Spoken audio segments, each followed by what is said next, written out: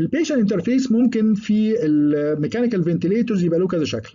طبعا بيميز اساسا نوعين اساسيين، اللي هو النون انفيسيف فنتيليشن، اللي هو عباره عن ان احنا بنعمل فنتيليشن عن طريق ماسك، بنسميه نون انفيسيف عشان ما بنضطرش ندخل اي حاجه داخل الجسم، بعكس حاجه اللي بنسميها الانتيوبيشن. انتيوبيشن معناها انا بستعمل تيوب زي كده بدخلها جوه التراكيه، القصبة الهوائية، وبالتالي يعني بيسكلي بيحصل من خلالها التنفس بشكل كامل. طبعا لو شفنا مثلا حاجة تيوب بالشكل ده كده، طبعا هي تعتبر رفيعة شوية، ما تقدرش انها تسد القصبة الهوائية، فبالتالي هيبقى في ليكج حواليها.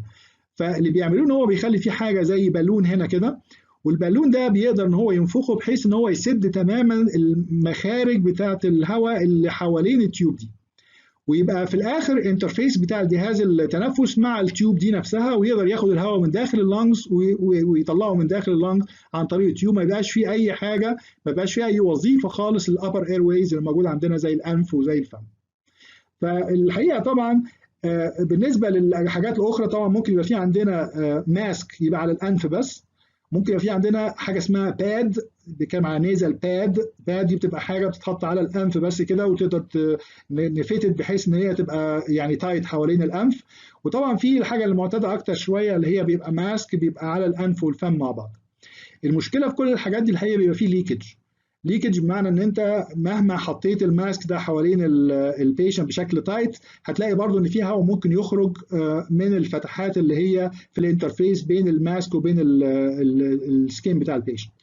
هنا الحقيقه الدنيا بتبقى فيري تايت، والحقيقه عمليه الليكج اللي هنا مش بس يعني ممكن ان هي تقلل الافشنسي بتاعه التنفس، لان انا ببعت كميه هواء معينه لو في جزء منها خرج بره الماسك بتبقى مشكله. لا، بيبقى فيها مشكله اكبر الحقيقه في حاجه زي الكوفيد 19، ان بيبقى في عندنا كمان يعني بنعرض الانفايرمنت نفسها ان يبقى فيها انفكشن، نتيجه ان الهواء اللي خارج ده ممكن يبقى فيه بعض الرذاذ، او يبقى فيه بعض يعني يبقى فيه عموما بعض الكونتامينيشن، بحيث ان هو ما يبقاش سيف ان هو يخرج في الانفايرمنت.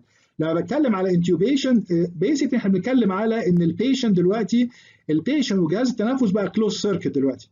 الهواء جاي من الجهاز الفنتليتور للبيشنت، ومن البيشنت للفنتليتور ما بيطلعش الهواء الخارجي خالص، ما بيطلعش للانفايرمنت الخارجيه خالص. وبالتالي لما بنيجي نخرجه بعد كده بنحط فلتر من داخل جهاز الفنتليتور بحيث انه يطلع نبقى متاكدين ان هو سيف. فعامة ممكن يبقى في بعض المزايا للنون انفيسيف فنتيليشن، هو طبعا اول حاجه طبعا نون انفيسيف دي ميزه كبيره، بس المشكله ان هو الليكج ده ممكن يخلي في بعض المشاكل بالنسبه للكونتامينيشن.